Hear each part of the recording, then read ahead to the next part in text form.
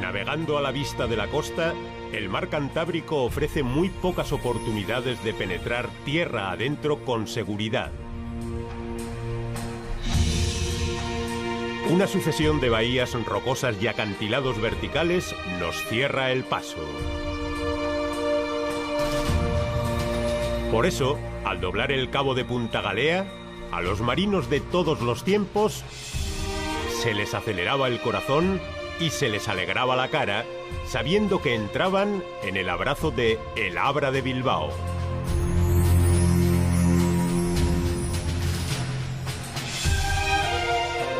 Abra es una palabra medieval de origen flamenco que significa literalmente puerto, o en sentido figurado, refugio. Y eso es exactamente lo que ofrece Bilbao desde siempre, y lo que explica el nacimiento y éxito de la ciudad. Este estuario era ya conocido por los geógrafos romanos hace 2000 años, y ellos nos dejaron memoria de su nombre indígena más antiguo. Las bocas del río Nerva, uno de los 10 mejores puertos de la costa atlántica de Europa. La apertura de la Gran Boca es de casi 3 millas náuticas entre Punta Galea y Punta Lucero, y en sus mandíbulas hormiguean los antiguos puertos pesqueros de Ciérvana, Santurchi, Algorta y Portugalete, convertidos en grandes muelles comerciales o en populosas ciudades de decenas de miles de vecinos. Este es el estuario navegable más profundo del Cantábrico. Desde Punta Galea la ría penetra 16 kilómetros tierra adentro, y allí donde se estrangula el valle, justo al fondo, Bilbao.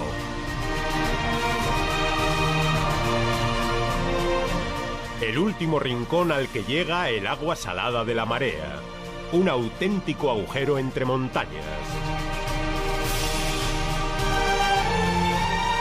Río arriba, el agua dulce de las fuerzas combinadas del Ibaizábal y el Nervión se abre paso con dificultad.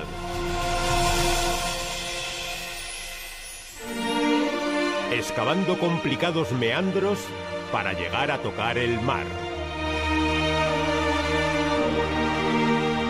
Es justo aquí donde la ría se convierte en río. Hasta aquí ya no llega la marea, como bien lo sabe el gran vigía que domina toda esta comarca desde hace millones de años.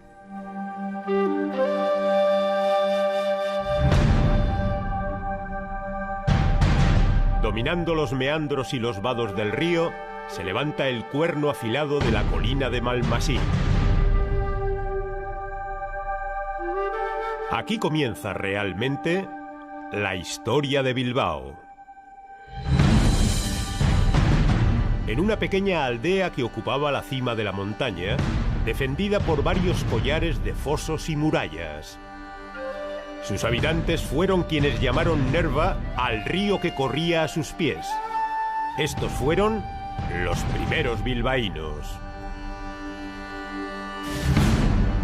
La fortaleza de Malmasín es un misterio sin resolver. Aún no ha sido excavado, pero los expertos creen que se trata de un antiguo castro de la Edad del Hierro fundado en el siglo III a.C., aunque después pudo utilizarse como campamento temporal por las legiones romanas, como refugio en épocas de crisis o como castillo del Reino de Navarra.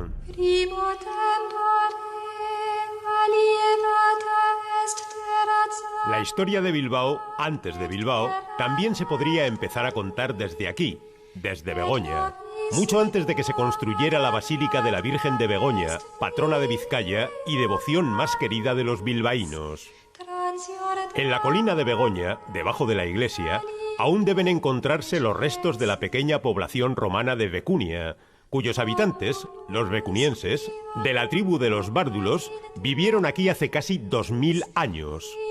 Sus descendientes bajaron desde el bosque de encinas que rodeaba el altozano de Begoña hasta una plataforma de terreno arcilloso e inundable situada en el meandro más bajo del río.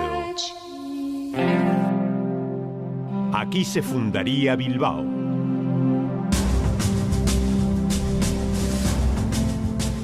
Exactamente en este punto, donde se construyó la primera obra pública de Bilbao, un puente de madera que después fue sustituido por el famoso puente del escudo de la villa, que a su vez fue reemplazado por el puente actual.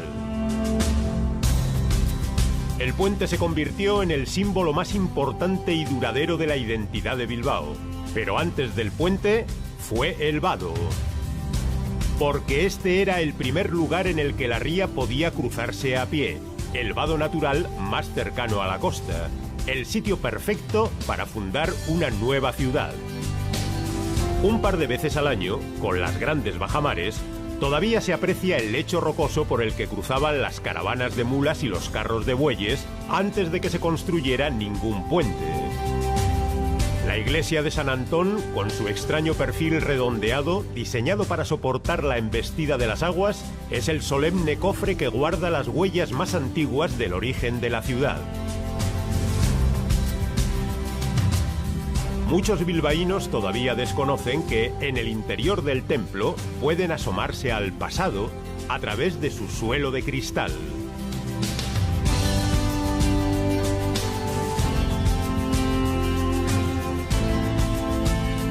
Lo que descubrimos es que mucho antes de fundarse Bilbao, en esta ribera del vado natural se alzaba un gran peñasco de roca blanca.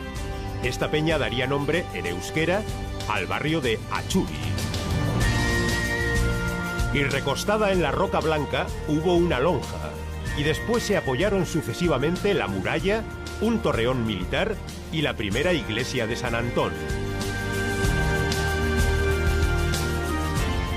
La iglesia actual se construyó en 1478, derribando la anterior y arrasando para siempre la Achuria. Toda esta historia del primitivo Bilbao había permanecido enterrada hasta la reciente restauración y desfigurada por confusas leyendas de castillos y pasadizos secretos.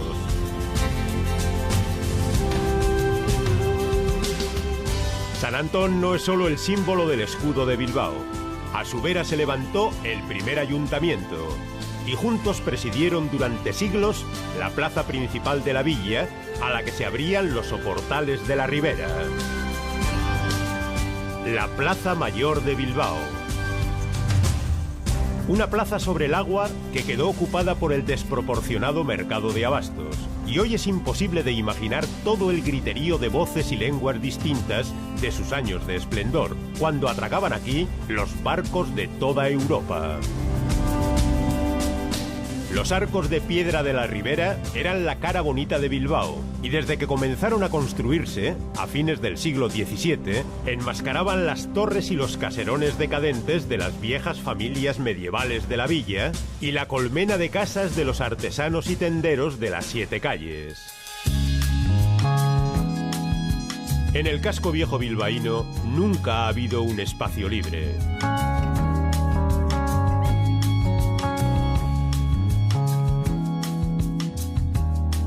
Su parroquia más antigua, la de Santiago, tiene desde hace pocos años la categoría de catedral.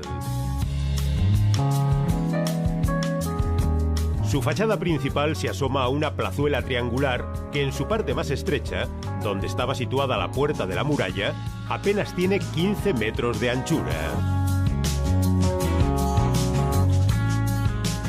El corazón de Bilbao, centro neurálgico de un área metropolitana de 900.000 habitantes, es una tranquila placita de pueblo en la que el tiempo se detiene mansamente y los relojes se paran.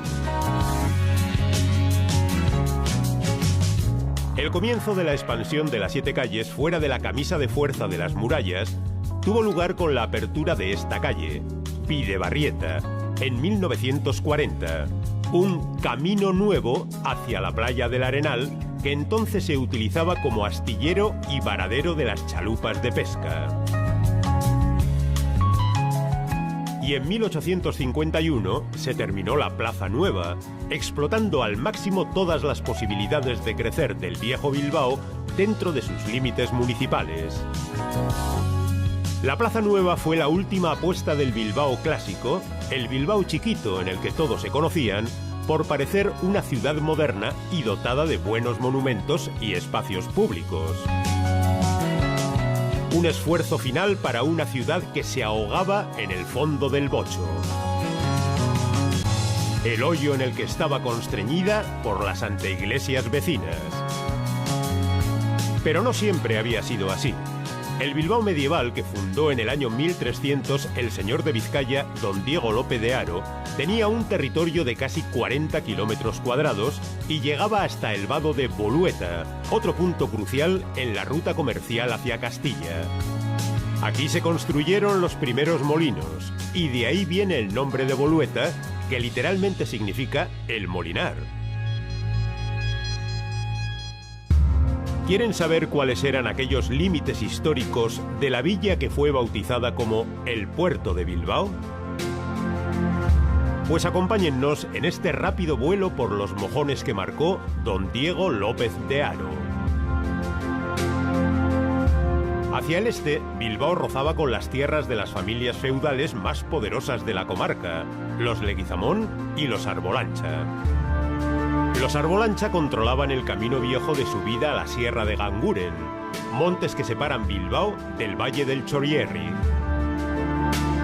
El mojón de Gudavicolanda, la punta nordeste de Bilbao, marca el lugar de una batalla en la que el clan de los Leguizamón masacró a sus enemigos del bando de Zamudio.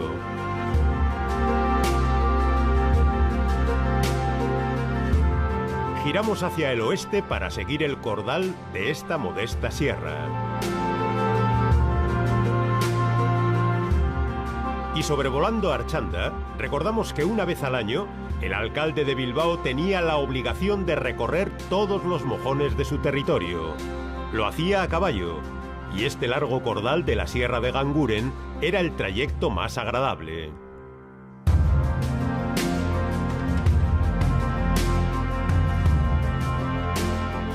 La pequeña cima de Zarandoa era considerada uno de los puntos más aireados de la geografía local, y por eso la escogió un empresario bilbaíno para construir ahí el primer molino de viento de Vizcaya en 1725.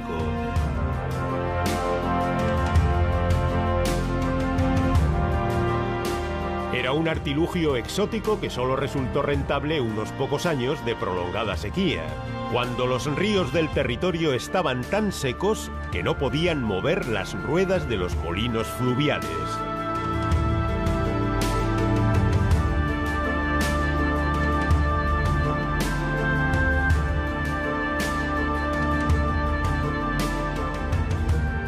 Monte Banderas es el mojón noroeste del territorio histórico de Bilbao. Una extensión que, por cierto, coincide prácticamente con la de hoy en día. Esta cima pelada fue una atalaya de señales que servía para anunciar a los comerciantes del casco viejo la entrada de barcos por el Abra. El fuerte, que hoy está marcado por las antenas, tuvo un protagonismo dramático en las guerras civiles de los siglos XIX y XX.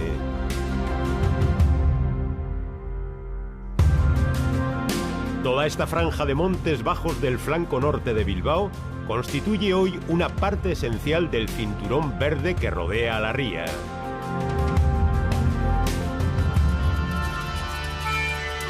Una lengua afilada de tierra, el Puntal de Zorroza, parte las aguas del río Ibaizábal-Nervión de las del Cadagua, que bajan de Balmaseda. El curso del Cadagua era para los antiguos bilbaínos el camino más natural de acceso a Castilla. Nosotros también lo remontamos para alcanzar el extremo suroeste de Bilbao.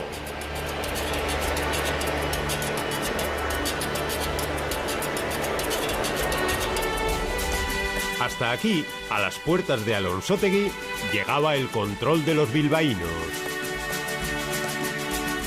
Y también en la actualidad. De hecho, estas siguen siendo las casas bilbaínas más alejadas del ayuntamiento, las casas de Percheta. A más de 5 kilómetros de distancia en línea recta.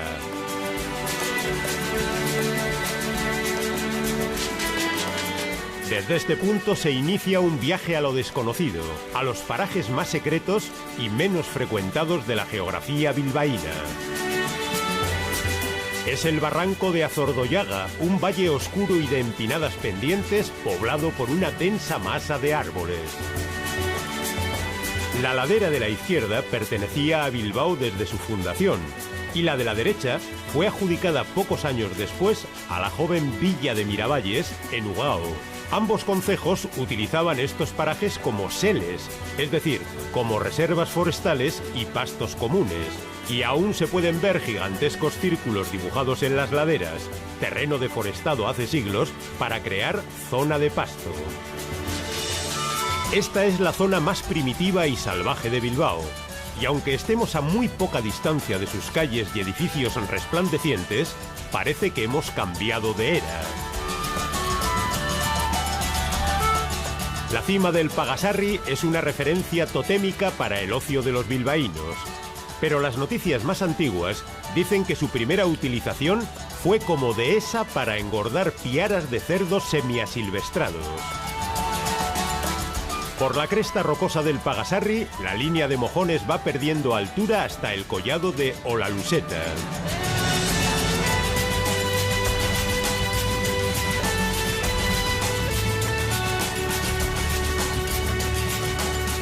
Los majestuosos buitres leonados saben que aquí todavía se sigue criando ganado bilbaíno y se niegan a abandonar la zona.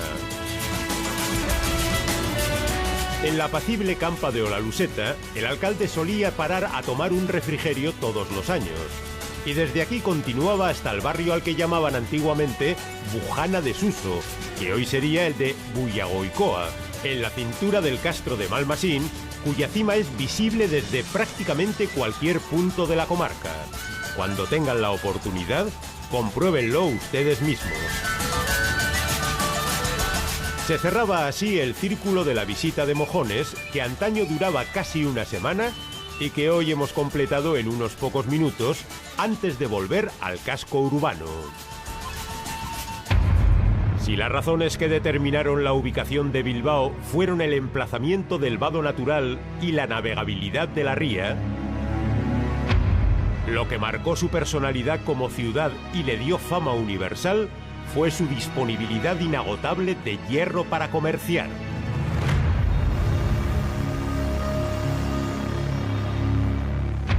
Las minas estaban en el corazón de Bilbao. Los riquísimos cotos mineros llegaban hasta las puertas de las casas de la orilla izquierda de la ría,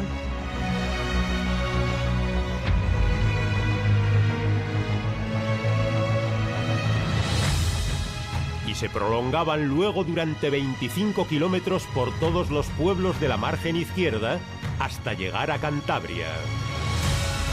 Era un filón fabuloso, conocido ya sin duda por los romanos, pero que comenzó a explotarse masivamente desde mediados del siglo XIX, vaciando las tripas de los montes y dejando al descubierto sus entrañas desnudas. Miles de toneladas de mineral rojo fueron arrancadas de la tierra a fuerza de brazo, transformando brutalmente el paisaje y dejándolo después exangüe, sin una gota de vida en su interior.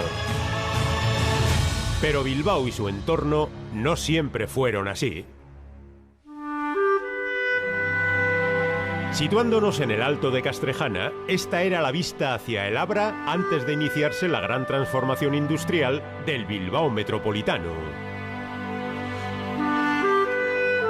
Y un siglo y medio más tarde, solo la coincidencia de la blanca silueta de los acantilados de la Galea, difuminados en la distancia, nos permite creer que se trata del mismo paisaje.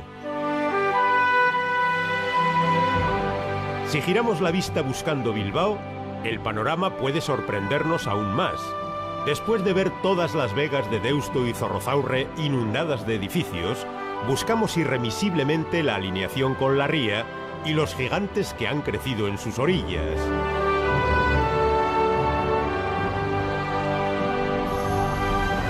Para comprobar que las famosas huertas de Deusto y los campos sembrados de Abando y de Basurto han desaparecido ahogados por el cemento. Hace 150 años, el edificio más largo de Bilbao era la Cordelería de Olabeaga, donde se aprovisionaban de jarcias y cabos los altos veleros.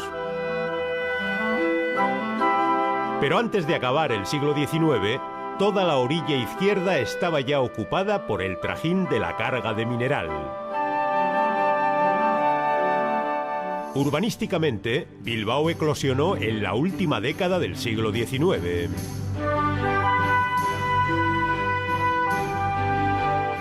Entonces se construyeron muchos de los edificios que hoy se llaman emblemáticos, como el Teatro Arriaga.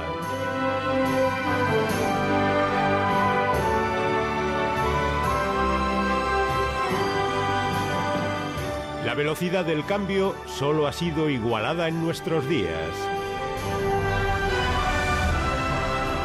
Pero el espíritu triunfal y orgulloso de los bilbaínos se forjó en aquellos años de abundancia, en los que la banca, la siderurgia, los astilleros, las navieras y las minas conformaban un repóquer de ases imbatible.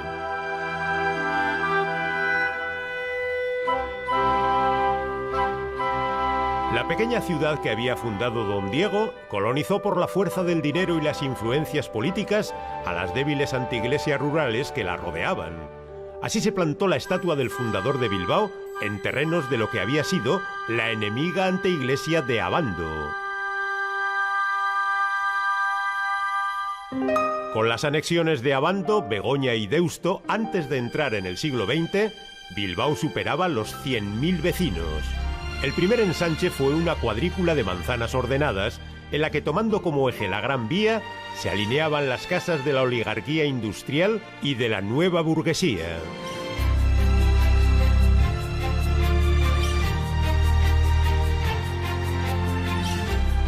Este ensanche nació como una zona cerrada y elitista y tardó décadas en llegar a ocuparse por completo. La nueva ciudad se instaló sobre los caseríos y antiguos viñedos de Chacolí de San Vicente de Abando. Un municipio que había sido independiente hasta 1890, el año de los milagros del crecimiento bilbaíno.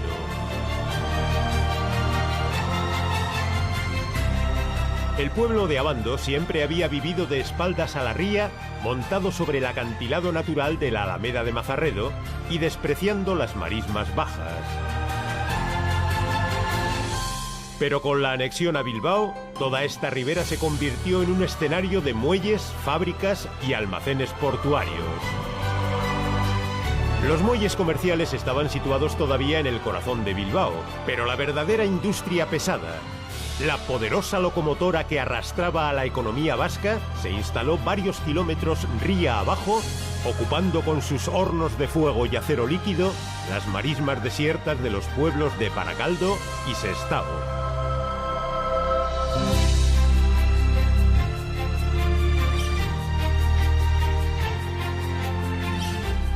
También aquí se instalaron los mayores astilleros vascos para la construcción de buques de casco metálico, auténticos colosos flotantes de acero. Pocos puestos de trabajo y pocos restos físicos se salvaron de la brutal destrucción de la gran industria pesada vasca de fines del siglo XX, lo que entonces se llamó la reconversión industrial y que algunos veían como una nueva oportunidad.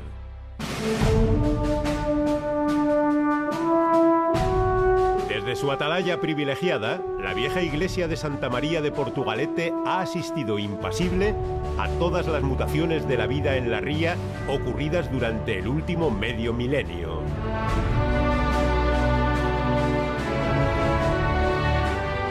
A lo que todavía no logra habituarse es a que las aguas permanezcan tranquilas, sin velas ni chimeneas surcándolas de arriba a abajo.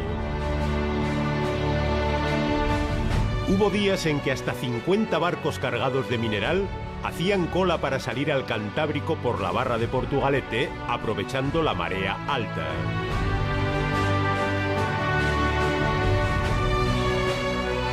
Desde hace un siglo suena la música en el kiosco de Portu, recordando a los vecinos sus bailes de juventud, bajo la atenta mirada de un gigante de hierro.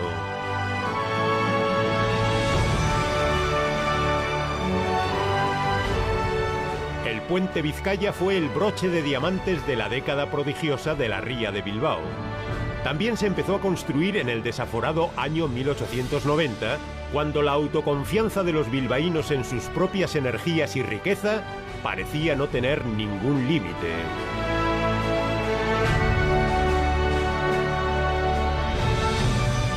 Sus creadores ya sabían que, más que un puente cómodo y funcional, lo que estaban construyendo era un colosal arco de triunfo en honor a los audaces empresarios vizcaínos y a los inagotables recursos de sus montañas de hierro.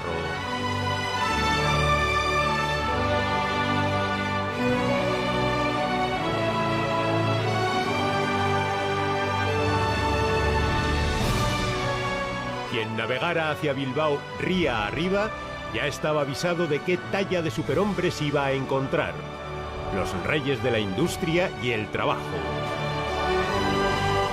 Pero para lograr esta posición de dominio absoluto, no habían dudado en arrasar la tierra, matar los ríos, explotar a decenas de miles de hombres y mujeres emigrantes y convertir el aire en un gas venenoso.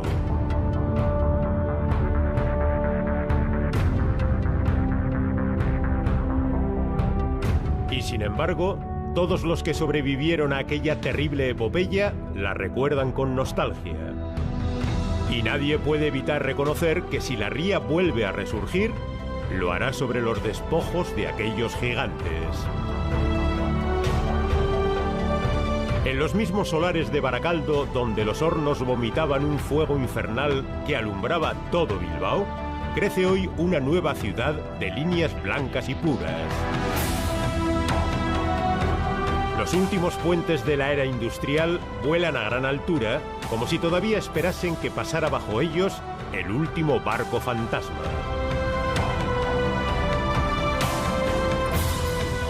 Y anclados a la orilla de la ría, los viejos cargaderos del mineral procedente de los montes de Triano añoran la visita de los cargueros ingleses que hacían cola a sus pies para llenar las bodegas de pedruscos de vena roja. Hoy, las aguas de la ría bilbaína vuelven a tener peces. El viento ha barrido el aire fétido y las viejas ruinas industriales se han convertido en lugares de esparcimiento para los nietos de aquella generación de trabajadores que se dejó la vida en ellas.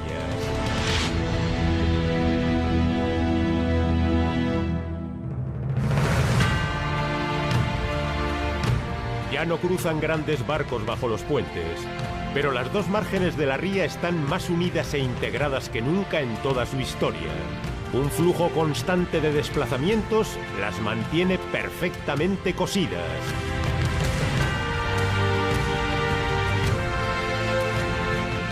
Los inmensos solares dejados libres por el repliegue de la industria pesada ofrecen oportunidades de calidad de vida nunca soñadas por los vecinos de la vieja ciudad ahogada por el humo y el hacinamiento.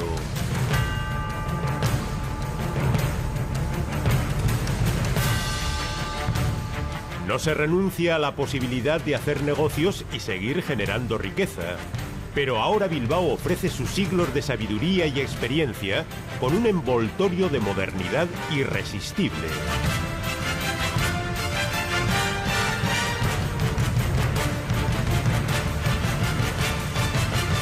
Saca brillo a sus viejas armas para presentar una nueva batalla.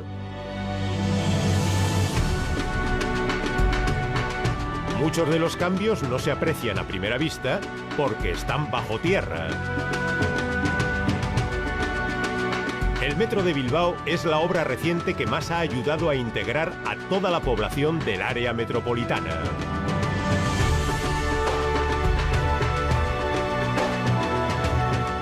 Los usuarios se sienten orgullosos de su puntualidad, de su limpieza y del elegante diseño tecnológico de su arquitectura.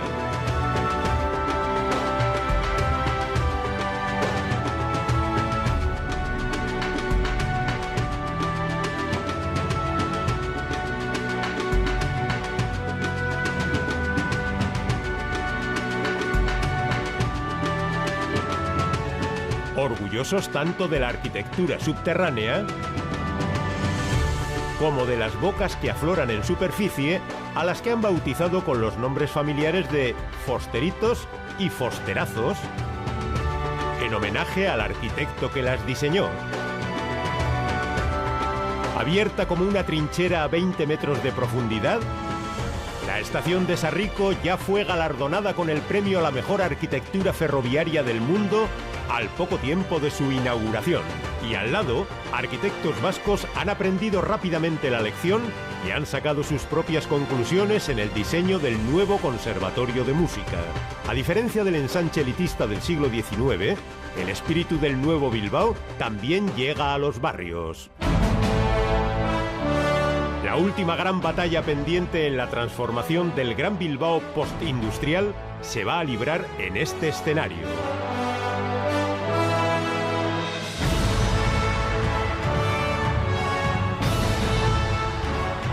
Se llama Zorrozaurre, una estrecha lengua de tierra plana, casi a ras del agua, colonizada sobre las antiguas marismas encharcadas del pueblo de Deusto. Está a punto de convertirse en una isla artificial de 2 kilómetros de longitud.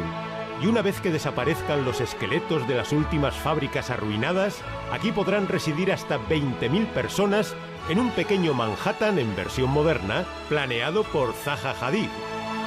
El último dinosaurio industrial que aún trabaja en estos muelles no está nada anticuado.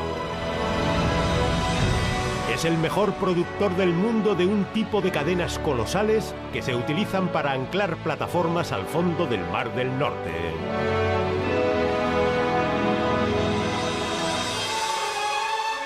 Los collares de hierro de Vicinay serán los últimos productos siderúrgicos en salir de las fábricas del Canal de Deusto.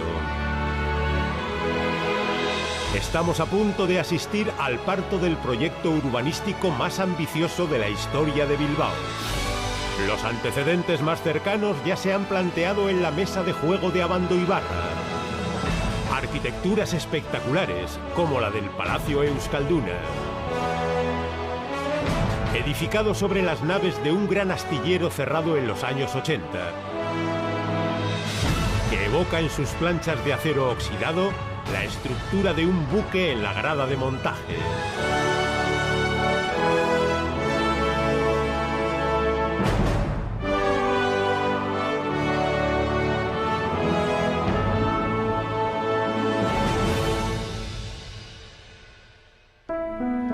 ¿Bastará el transcurso de una sola generación para que los bilbaínos consideren un derecho inalienable el poder pasear por la margen izquierda de su ría? Pero realmente este es un hecho inédito. Durante siglos, Abandoibarra fue una marisma insana e inundable y después, durante más de 100 años, estuvo secuestrada por la industria y las actividades portuarias. El único camino practicable discurría por la ribera de Deusto y se utilizaba para la sirga, arrastrando a las embarcaciones mediante yuntas de bueyes. La centenaria Universidad de Deusto es un claro ejemplo de que hoy las dos riberas tienen los mismos derechos. Sus estudiantes se mueven de una orilla a otra a través de esta pasarela con forma de insecto de palo.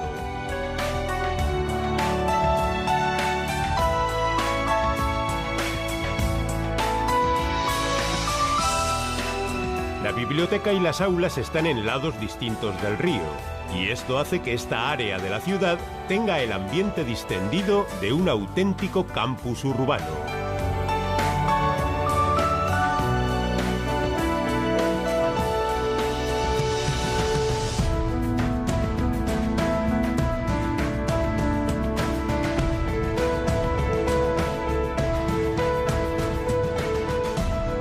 Los edificios académicos, unidos a los museos y centros de espectáculos, están convirtiendo a Abandoibarra en el frente de la cultura vasca. Y todo bajo la atenta mirada de un coloso resplandeciente.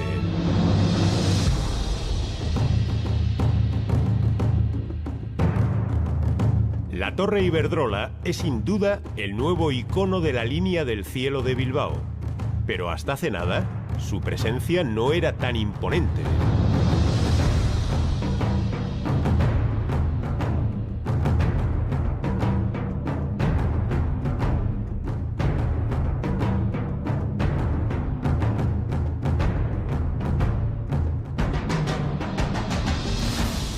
Es el edificio de los récords, el más rápido en ser construido, el que utiliza más vidrio del País Vasco, el que acogerá más plantilla de trabajadores, el más ecológico en su mantenimiento y, sobre todo, el más alto. Durante su construcción, los bilbaínos se asombraron al ver que crecía a un ritmo de un piso por semana.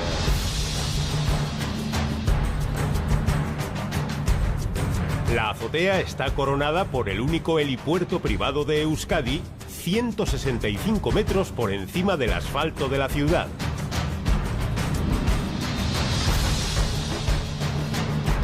Un lugar a prueba de vértigo.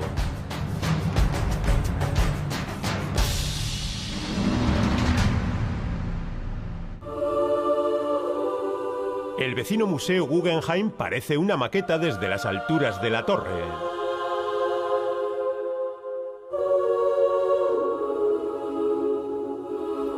El Guggenheim es el episodio singular más importante de la arquitectura vasca del siglo XX y una de las obras más sobresalientes del panorama mundial de las últimas décadas.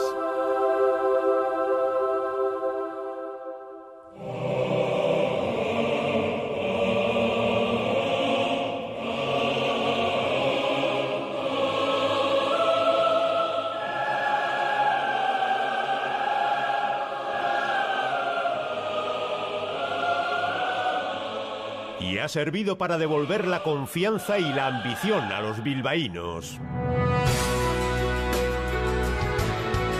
que de nuevo se sienten el centro del universo.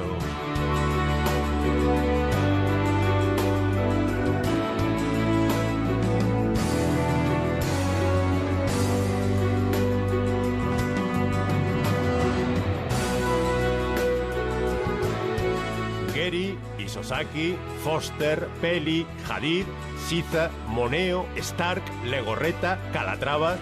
La nómina de arquitectos estrella, con honorarios multimillonarios, es inabarcable.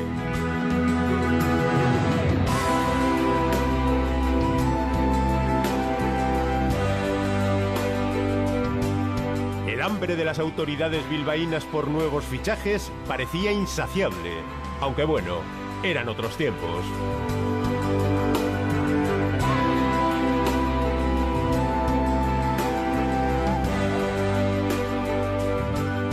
Los dos rascacielos de Isozaki y Atea se alzan en otro de esos lugares emblemáticos para los bilbaínos.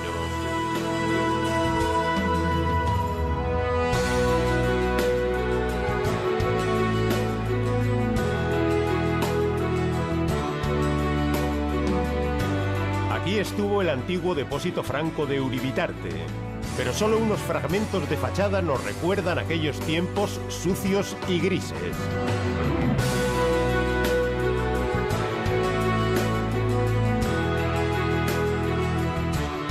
La calle Ercilla nos conduce en línea recta hacia lo que fue el segundo ensanche de la ciudad de Bilbao.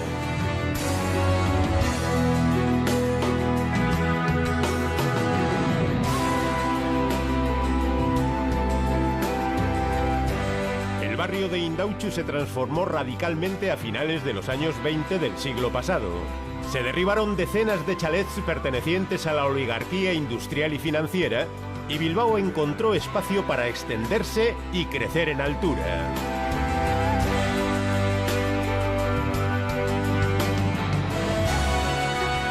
A pocos metros de la plaza de Indautxu queda de manifiesto que la tradición y el racionalismo pueden convivir en perfecta armonía con la más rabiosa de las vanguardias.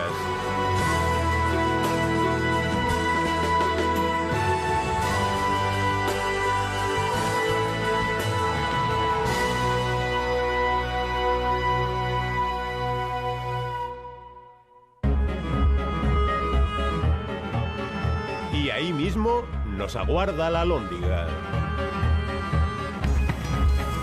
otro de los emblemas del nuevo Bilbao.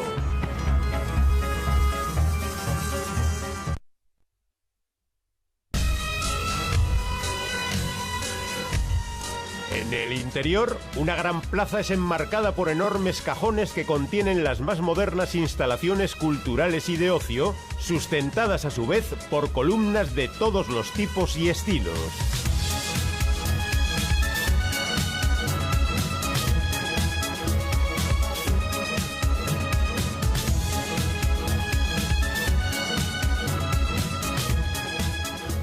El arquitecto municipal, don Ramón Bastida, también fue ambicioso en la construcción de este edificio, ya que ocupa toda una manzana del ensanche. Por aquel entonces, a comienzos del siglo XX, estas eran las afueras de Bilbao, y aquí tuvo que levantar este almacén de vinos y aceites. No podía estar más cerca de la ciudad por el riesgo de incendio. Curiosamente, hoy en día, este es prácticamente el centro geográfico de Bilbao. Una de las heridas más sangrantes del Bilbao industrial eran los trazados ferroviarios que cortaban la ciudad y las inmensas playas de vías de sus decadentes estaciones de mercancías, como la antigua de Amézola. Hoy la estación y sus vías se han sepultado bajo tierra y en el espacio de los antiguos almacenes y andenes de carga florecen parques y cientos de nuevas viviendas. Este espacio sucio y olvidado fue el primer laboratorio de rehabilitación integral de un nuevo barrio.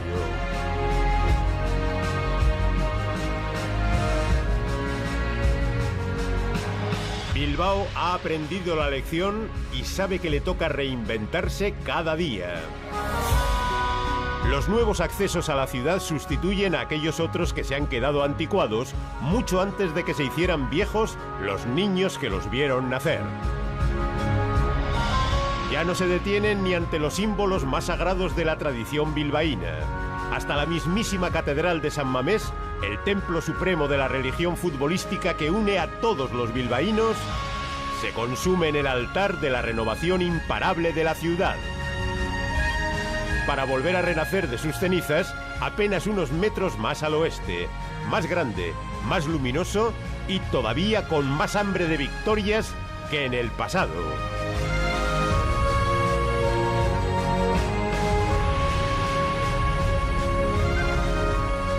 Ese es el destino ineludible de esta ciudad.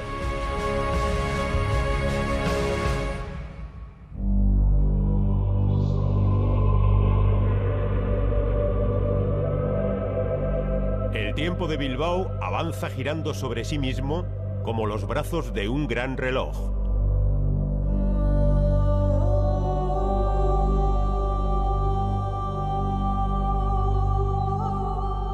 Con la mirada un poco extraviada, tratando de no perder de vista la huella de su pasado más glorioso.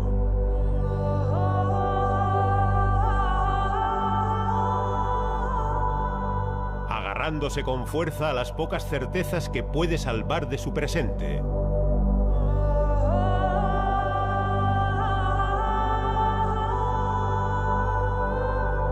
Tratando de mantenerse unidos en tiempos oscuros.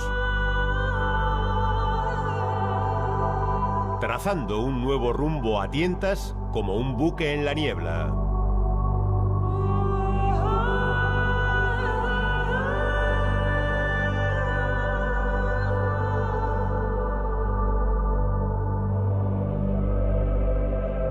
Con la determinación de no rendirse nunca.